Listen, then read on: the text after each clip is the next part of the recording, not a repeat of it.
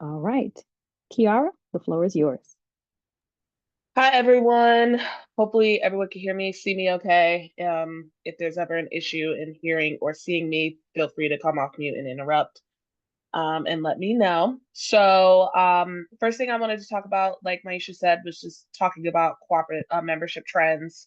A few weeks ago, I went to the CCMA conference, and for those who may not know, that is the Cooperative Consumer Cooperative Management Association uh, conference, and a lot of these co-ops were based in the grocery sector, excuse me, whether they were startup or whether they had been around for multiple years, decades, things like that. And there were lots of conversations around joining and kind of getting the community together. So, the one thing I wanted to talk about in terms of membership trends in the cooperative summer is I wanted to see if people can put in the chat maybe some pain points in terms of uh, either membership recruitment or in terms of getting members to stay within their cooperatives or any type of pain points that comes with membership trends.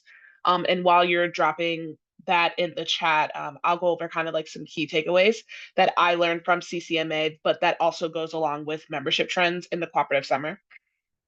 Excuse me. So anyone wants to put in their thoughts or any pain points, feel free to do that. So the first takeaway that I gathered was when you build a cooperative in your community, you have to be of the community. And I'm sure that many of you are cooperatives that are established, but I know there may be some people who may be on the way to starting another co op, or communities change, people change, trends change within your community. So this could be just a helpful refresher as well. The biggest takeaway, like I said, was making sure that you are of the community and making sure that you are building a cooperative, whether it's a grocery cooperative or a worker owned cooperative, that is of the needs of the community.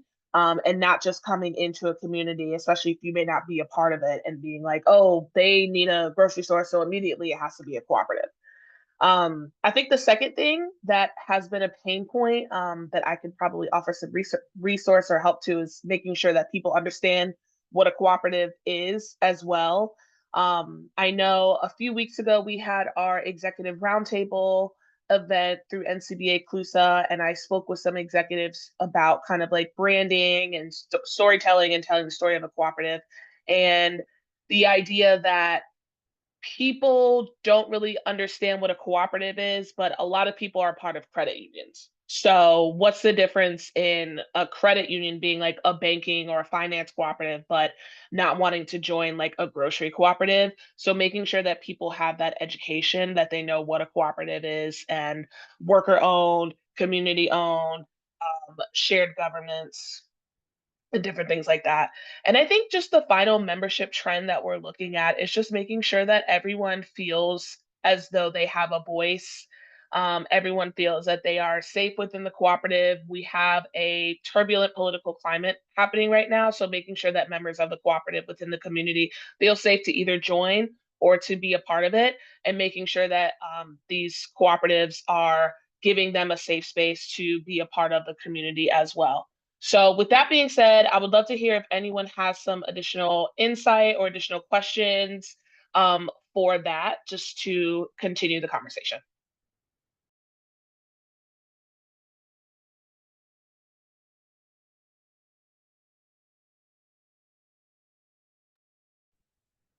I'll jump in a little bit here.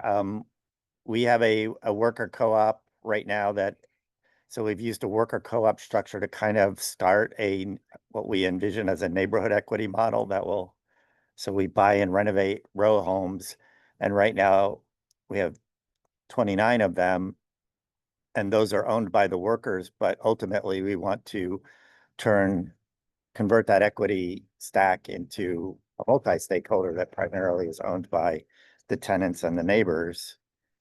So that involves us going out into West Baltimore neighborhoods and talking to our tenants and talking to neighbors. And that all goes kind of fine when you first like present this idea. Hey, we're buying up all these vacants, we're converting them, and we're doing it for the neighborhood. We want to do a neighborhood cooperative. Like people see what we're doing and they see the work that we're doing outside with just the renovations, helping within the community and being active in the community.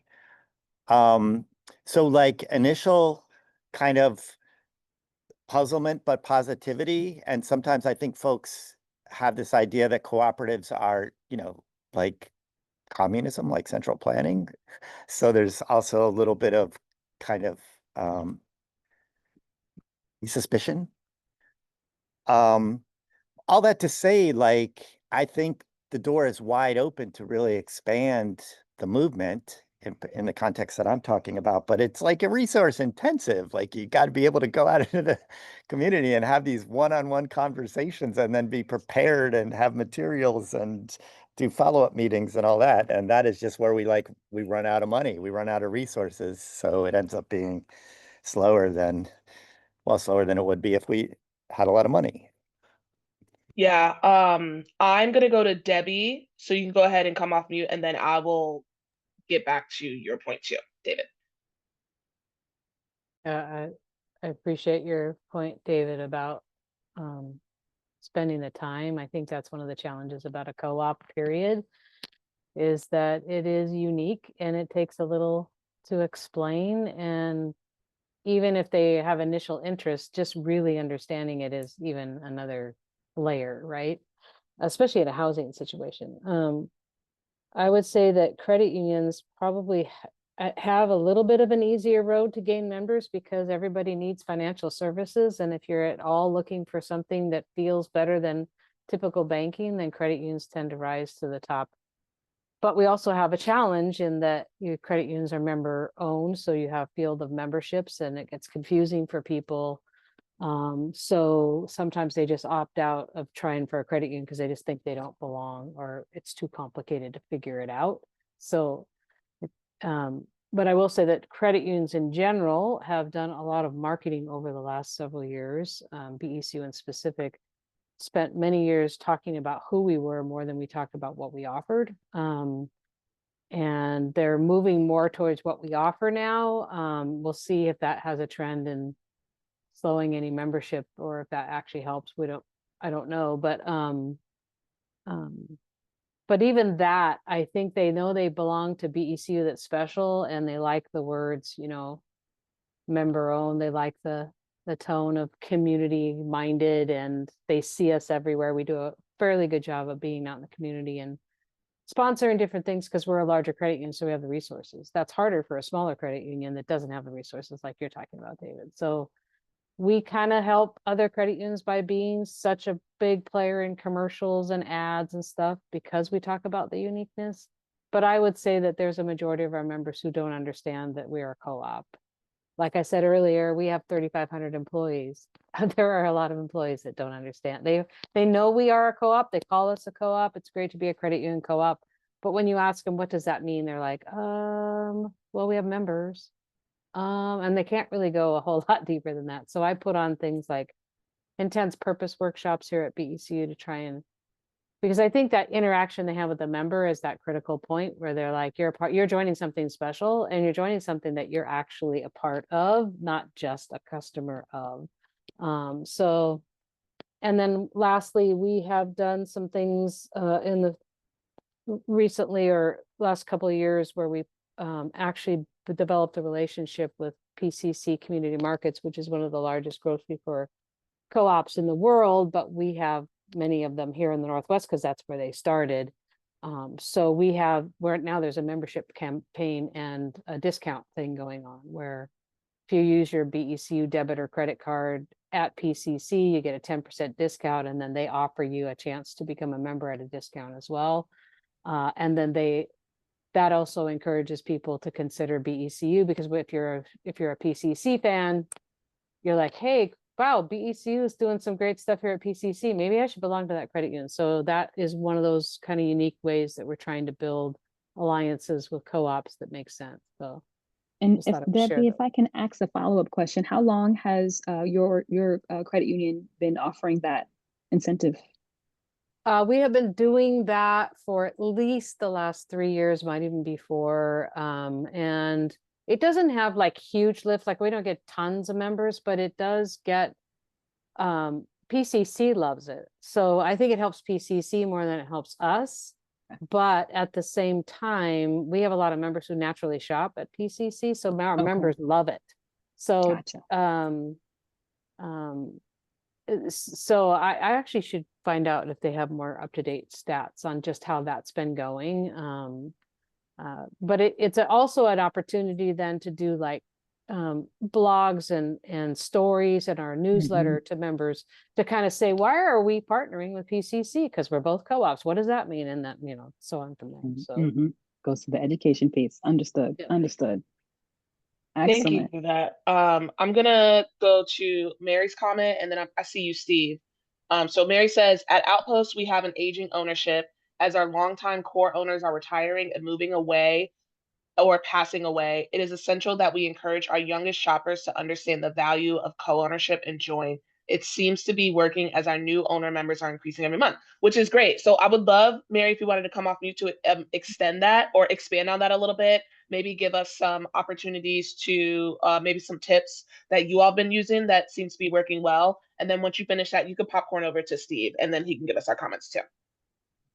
Yeah, so Outpost just turned 55 this year. So yeah, our original ownership is aging out, and it's scary to see how many people either want to terminate their ownership because they know they're not going to be using it anymore and sell their shares back to the co-op. So that is an option that they can do if they're retiring in Florida or wherever. So we're losing owners that way. And then just, I mean, the natural progression of life. You know, I would say I've been here at the co-op for 30 years. So I'd say more now than ever have I been contacted about family members of owners who have passed away, and they want to know what their options are for those Outpost co-op shares of stock, and what they can do with them. So yeah, it is scary to see these numbers increase. So yes, we've got a new marketing director on board here at Outpost. She's been here for about a year. And I mean, she's been with Outpost for a while, but she's our new marketing director. And she has come in with all kinds of energy and new ideas and enhancing our financial benefits to our owner benefit package. She's very good at creating some new ways of talking about ownership that may have gotten a little stale over the years, or that resonates better with a younger demographic. So I'd say that's really kind of where we've been putting our energy for the past year. And like I said, it's been sort of, in conjunction with a cultural shift, if you will, and people looking for community, ways to connect with their community. That has all worked in our favor, and people just want to sort of put their money where their mouth is and join something that is doing some good, has direct impact and local impact on their communities. So it's working for us. Like I said, so far, so good. So, all right, Steve, I will pass it on over. Thanks, Mary. I agree with and resonate with some of the comments that have been made so far. In the US, it's very hard to get people to understand what cooperatives are. It's partially our capitalistic culture here. It's partially that people are consumers, and co-ops demand that you be more than just a consumer. If you really want to get engaged with the co-op and further the co-op, you have to, show up to meetings and stuff. As a worker co-op, we are particularly have problems because we don't have money to bring on. We're completely self-funded, and we don't have money to bring on new employees that will become worker owners. So basically, we have to find people that have other sources of income or don't depend on income so much from us, so that they can join us and help administer the co-op, but also then we can take their skills and begin advertising their skills and get business projects that are suited to their skills. I particularly like what Debbie said about, credit unions being an easy entry. And I think that we should maybe try to work with credit unions more in the co-op ecosystem and get some of that energy from the credit unions distributed.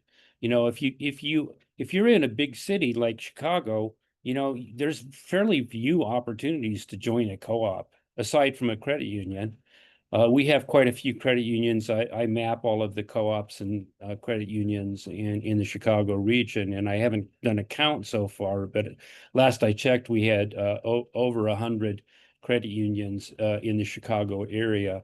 And so people are familiar with credit unions and have an opportunity to join them. If we could get the credit unions to begin advertising some of the other co-ops. On the other hand, if you're looking for a food co-op, we only have 2 food co-ops that are open in the entire city of Chicago, which is a real shame. And I think I don't want to just ramble on here, but I think we just need to educate people about co-ops. When I have a chance, I'll create a site called What's a Co-op and advertise that site so we can start talking about what a co-op is. I'm complete. Thank you for that. And thank you everyone for your comments. It seems like, I know, to me, what struck out the most to me, especially when it comes to what David was saying earlier too, was like, it's kind of a lack of resources, but also the most valuable part of it is the time.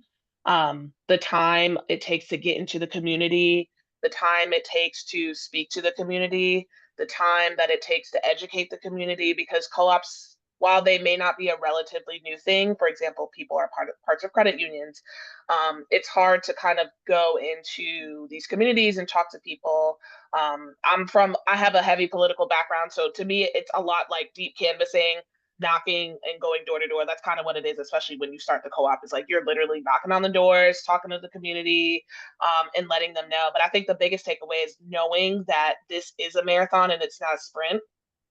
The idea of cooperatives and kind of like shifting into this worker owned collective economy is something that's totally different than what the economy that we have now is. And just being a part of a space that allows people to understand that, give people time to understand that while we're also doing the work. And then really, spending that time and those resources to the younger generation, kind of like at Outpost. These new younger people are coming in and they're understanding what co-ops are. I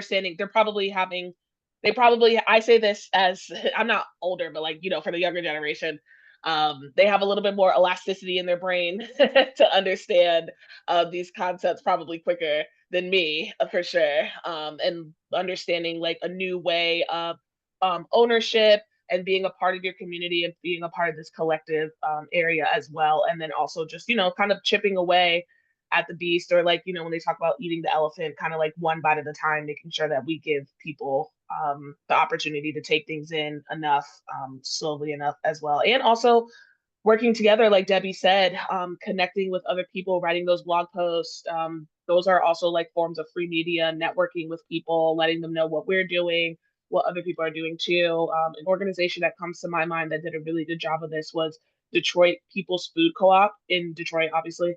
Um, they just opened their space last year, but they had been in the community for probably about 20 years. And usually that's about how much time it takes. And their first when their opening week, they exceeded sales projected that month in that first opening day. So while it may take a lot of time and a lot of energy and a lot of resources, knowing that once we get into the community and we let people know kind of like what cooperatives are, then we'll be successful and then just keep going and keep growing with our membership as well.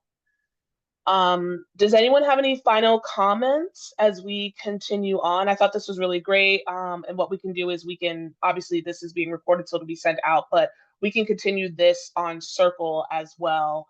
And I can give some insight to like some good ways that people have been doing some membership trends in Circle as well. Yeah, I'm sorry, my computer failed me for a sec, so I dropped off for a bit, but just wanted to chime in. I don't have any magic ahas. I love what everyone said. Um, I've been trying to figure out how to like connect my cooperative with our local food co-op and like do like shared like drives. So I love what Debbie had to say about that and doing that kind of percentage off. So I'm gonna bring that idea forward. We also have an organization in Minnesota that does cooperative housing, but invests in kind of more mobile home communities and switching them to cooperatives. And I love this model. And I talked with the credit union I'm involved with about if there's a way they could finance that. But I know it's not easy. Credit unions, like they have certain products they can offer and only so much they can invest in new things. But I'm always looking for those, like what I call C2C, co-op to co-op kind of business opportunities. And I think I just feel really fortunate because like in Minnesota, I'm just even more excited about this summit we're doing, which was trying to bring co-ops across sectors together and also people who don't know about cooperatives to talk about them and connect. So I'm just so excited to see what's going to spark here in Minnesota. And I don't know, in Minnesota, we didn't really have like a unifying force. And I'm a huge fan of Apex organization, NCBA Clues. I love you guys. Like, always like sharing your posts on social media and like who can do more. And I just think whatever we can do like statewide and then in the US through NCBA CLUSA, just the more we can partner, the more we can share social media and events and learning opportunities, the more visible we'll be. And I'll get off my soapbox now. Luann, I just wanted to mention, I'm not sure if they're still together, but there was an organization for a while called TCNFC, Twin City Natural Food Co-ops, and it was a group of all of the food co-ops, obviously in the Twin Cities. You have a lot of them in that area. So maybe do a quick Google search to see if they're even still around. But I know for a while they were all, they had a whole organization amongst themselves, and they were principal sixing but amongst themselves. So maybe it could be extended. Yeah. I'll check. I mean, we have been connecting with National Co-op Grocers and they had their big conference up in Duluth not too long ago. So yes, there is, yes, they are huge. And I love them. And I wish there was a co-op in my neighborhood because I'm still a member of my co-op in the Twin Cities, but I live like 40 miles north. So yes, we need more food co-ops. Yes, I love it. Debbie has her hand raised too. Yeah, a couple of things that Luann, you mentioned the co-ops lending and or credit unions lending, and it is a challenge because most credit unions are natural person credit unions, so all their members are the member, right? And they do things for the member, even if they have a small business, they're the single owner of the business. It gets really complicated when you're used to personal guarantee type lending, to think about lending to a multi-owner. Who's going to take on that risk, how to assessing that risk, having the regulatory compliance to meet all the needs of the Fair Lending Act complicates things, and most credit unions just don't have the bandwidth to kind of figure that out, nor do they completely understand that model to the degree that they're comfortable. So that's a personal mission of mine, is just trying to continue to educate and massage that and figure out where the loopholes exist and where the roadblocks could be moved. But it is definitely something, but there might be something there in terms of these rock communities that you're talking about, where the residents convert to, especially mobile home communities convert to co-ops. Them joining credit unions and joining other co-ops would help them, because they're going through that struggle, similar to what I think it was David had said, that people love the idea, but what is that? That sounds kind of weird. Well, that happens to those residential communities too, right? They're like, oh, we get to own this, that's great. But then they realize, oh, we all have to work together and we have to figure this out, and we're responsible for the finance. Oh my God. And it starts to kind of break it. It gets exciting and then it gets rough for a while before it gets smooth. So I just think that learning with from other co-ops might be something as well. And I would also just, this is harder road, but I've had the opportunity to make some relationships with our local universities and have been invited in on different business classes to just give a co-op 101, what is a co-op, and a little bit of history of the co-op network. And the students absolutely eat it up. I mean, they are so curious about it when they hear it. And even just telling them what a credit union is, they're like, I don't understand. Why doesn't everybody just belong to a credit union or co-op then? I don't.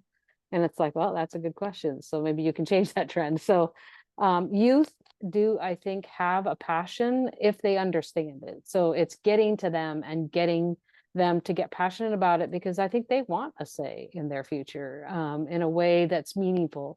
I also think there's a trend of like fast now, quick, easy, and that those two things collide.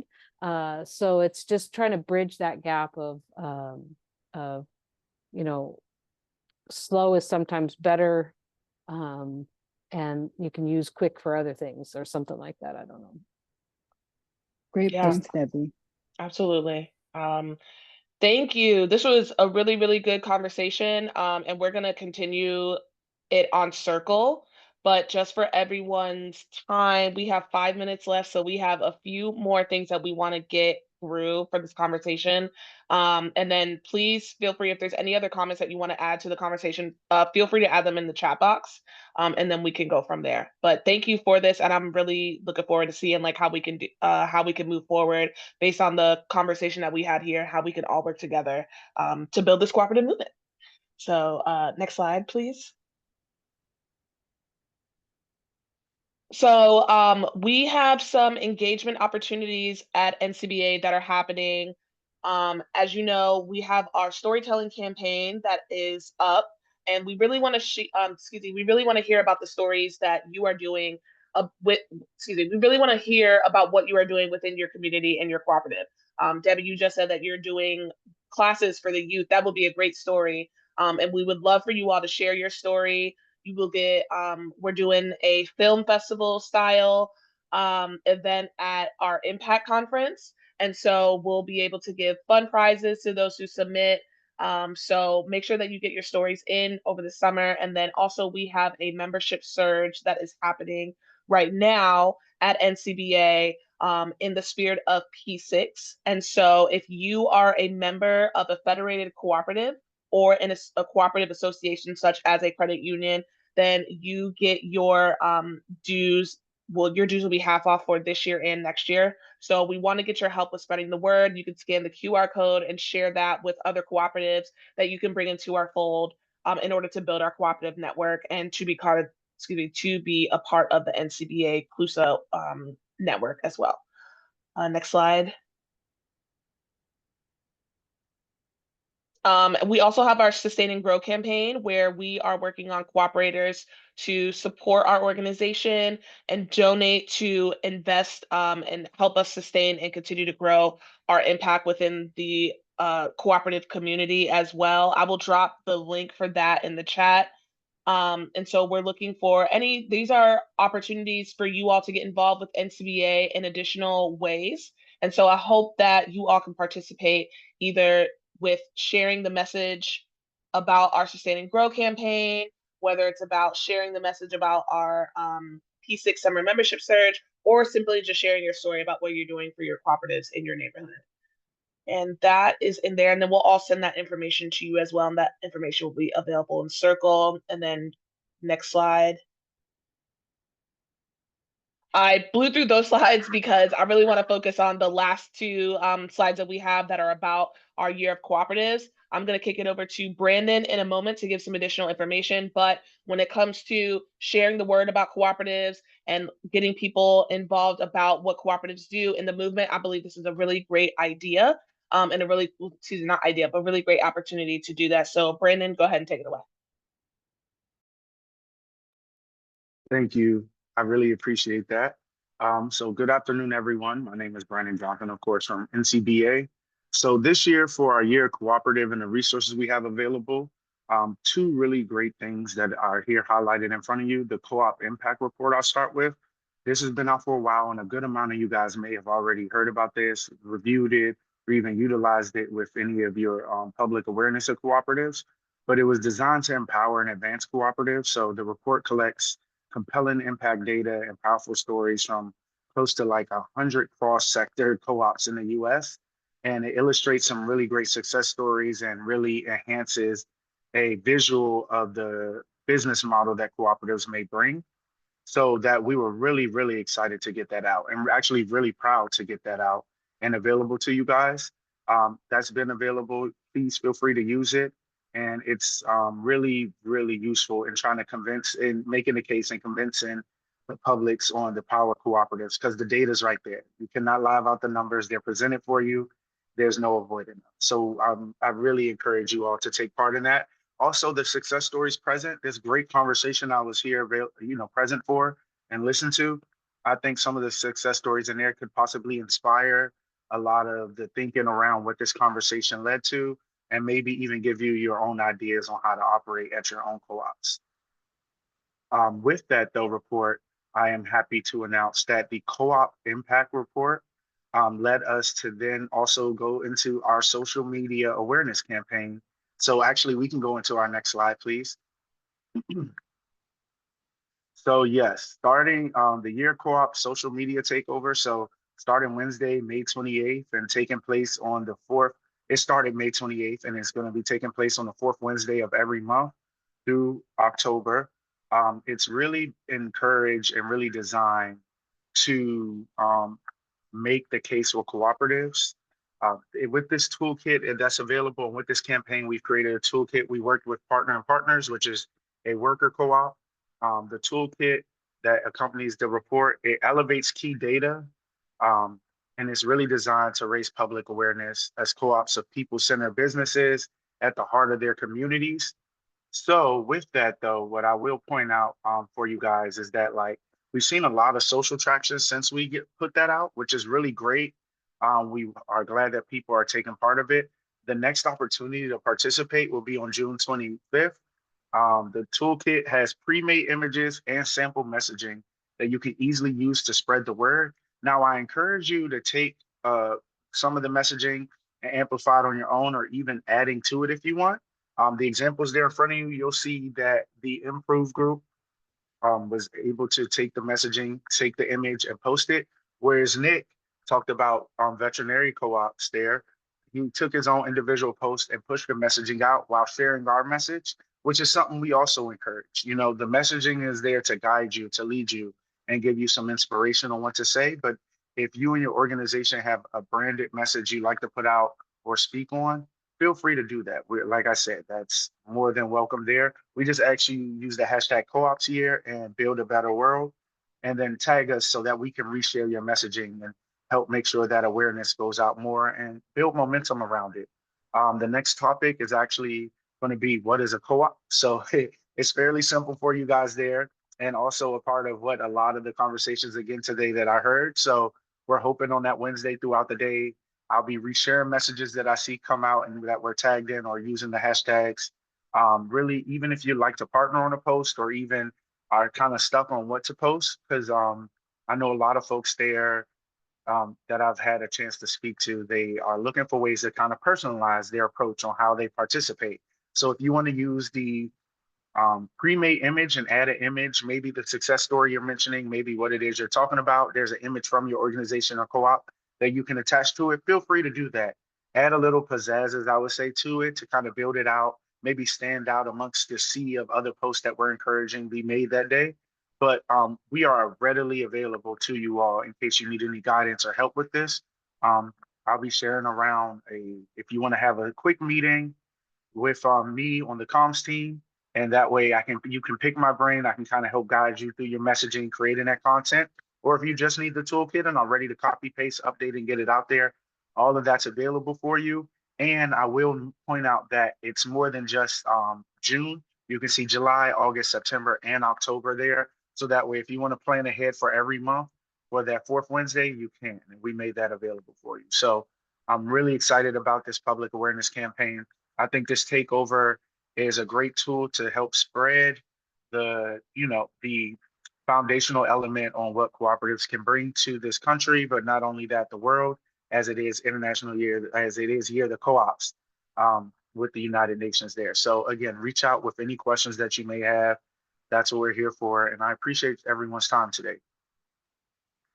Thank you, Brandon. Really appreciate that. I know we went just a few minutes over, but we wanted to make sure that you all walked away with this valuable information. And again, to Brandon's point, feel free to ask any follow-up questions. And I will just add in here, for those of you who may not be the ones in your marketing team or may not be the ones who are, managing the social media account for your organization, the way that the toolkit is prepared, it's an easy way to give it to your marketing team internally or your communications team and say, hey, listen, we're a member of this organization. They're doing great work. We just want to amplify the message.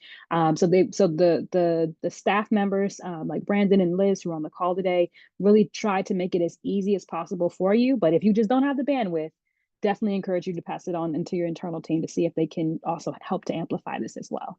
Absolutely. And that call is set up because I know some co-ops, not every co-op has an internal communications marketing team.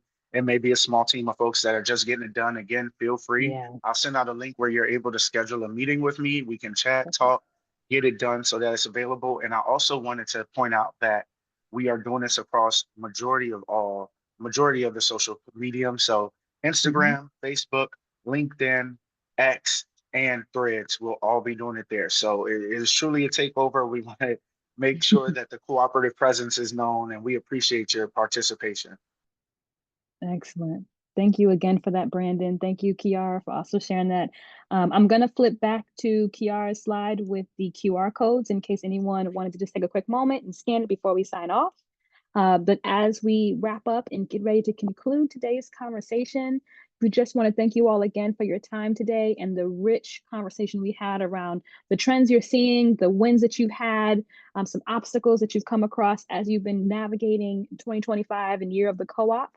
And so again, as Kiara mentioned before, we will continue the conversation on Circle. So if you have more thoughts that come to mind, feel free to chime in there as well. We're happy to continue to amplify this, the work that we're doing and the resources that we're sharing, but most importantly, the great conversations that you are able to have with your colleagues. And with that, we hope you have a great weekend.